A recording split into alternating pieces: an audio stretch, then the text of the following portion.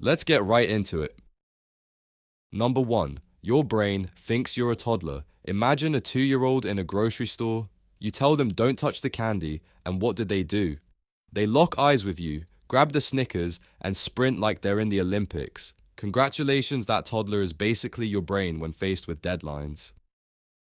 Procrastination isn't some weird glitch in the system, it's baked into the wiring. Psychologists call it temporal discounting, which is a fancy way of saying your brain thinks future you is a separate person.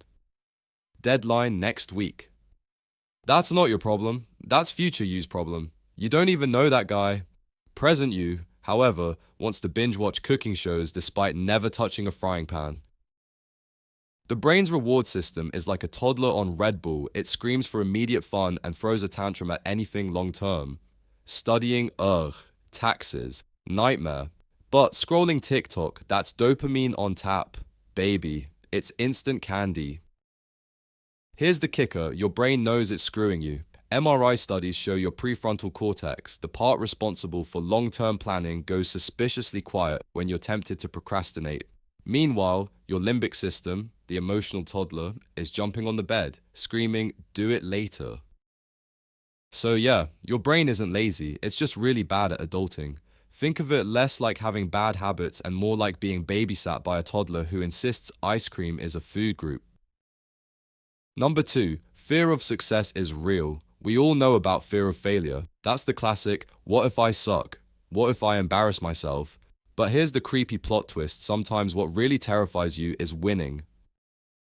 Sounds backwards.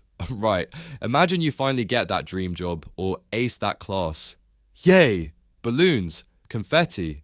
But your subconscious, it's screaming, oh god, now they'll expect me to keep this up. Success raises the bar.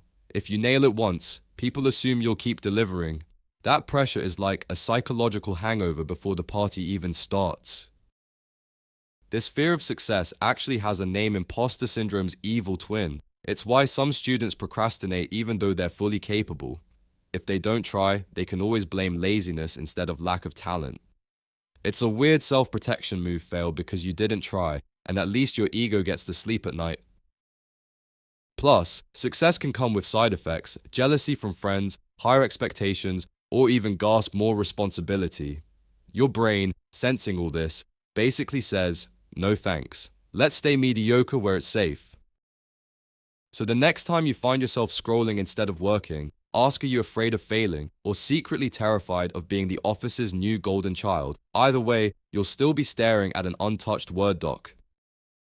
Number 3, your brain loves pain avoidance. Think of a task you hate doing, like filing taxes, cleaning out the fridge, or calling your internet provider. Just thinking about it makes your stomach do the Macarena. That's because your brain literally codes boring or stressful tasks as painful. Neuroscience shows procrastination is tied to the same brain regions that handle pain avoidance. So when you say, I'll do it later, you're not being lazy, you're just dodging what your brain thinks is a taser. It's emotional self-defense. And here's where it gets darker: the moment you avoid the task, your brain rewards you with relief. That little sigh of, not today. That's dopamine.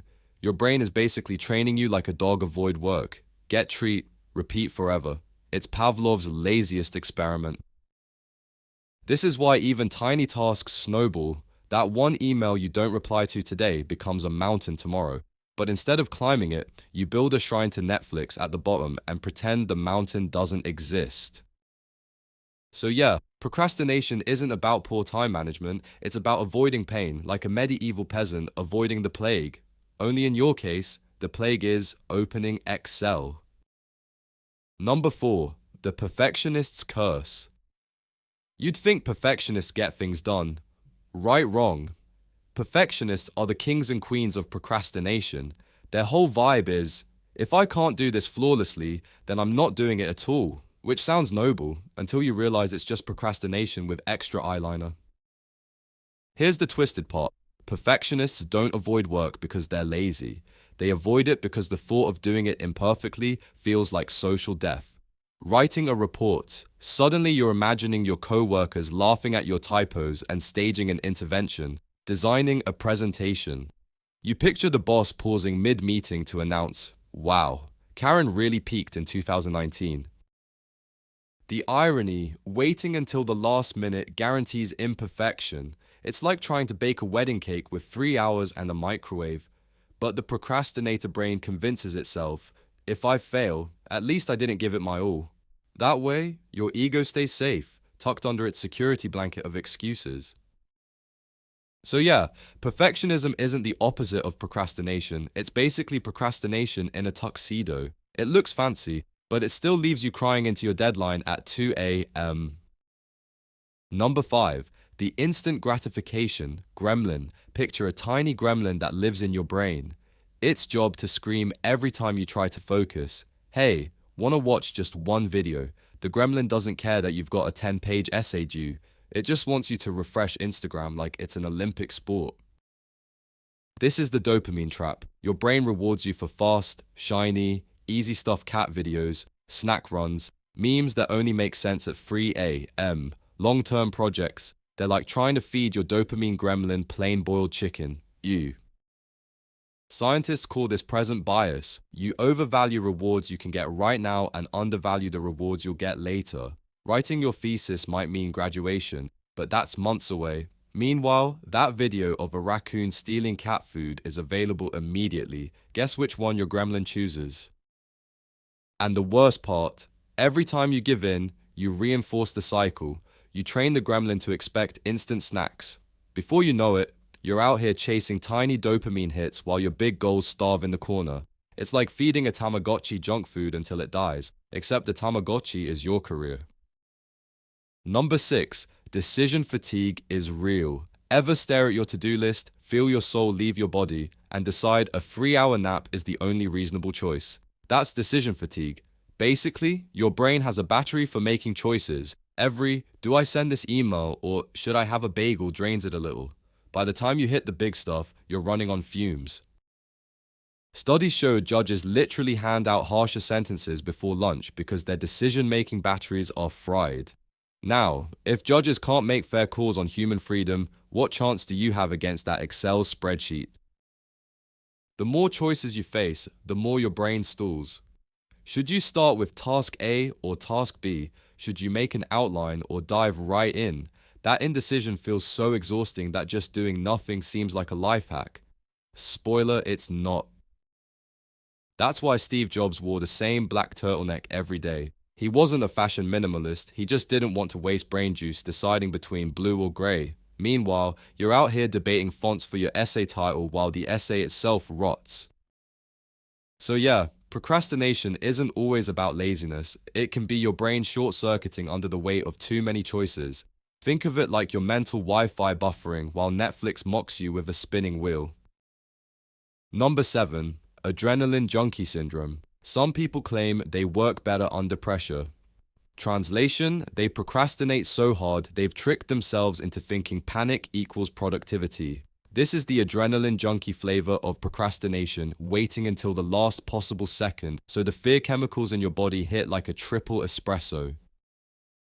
Here's how it works when you avoid a task. You feel stress. As the deadline looms, your brain dumps cortisol and adrenaline into your bloodstream. Suddenly, your heart's racing, your palms are sweaty, knees weak, arms spaghetti basically. You're one Eminem lyric away from disaster, but in that chaos, you finally get hyper-focused.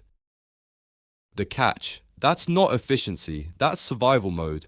Your brain is MacGyvering deadlines with duct tape and chewing gum. Sure, you finish the project, but you also shave 3 years off your lifespan. Long-term stress wrecks your health, your sleep, and even your memory. It's like fueling a car with Red Bull, it'll run, but the engine's gonna die young. And don't get too cocky just because you can pull an all-nighter doesn't mean you're a productivity god. It means you're an adrenaline junkie who's addicted to the drama of last-minute chaos. Basically, you've turned barely surviving into your personal brand. Number 8. Your future self is a stranger. Here's a fun existential crisis when you think about future you.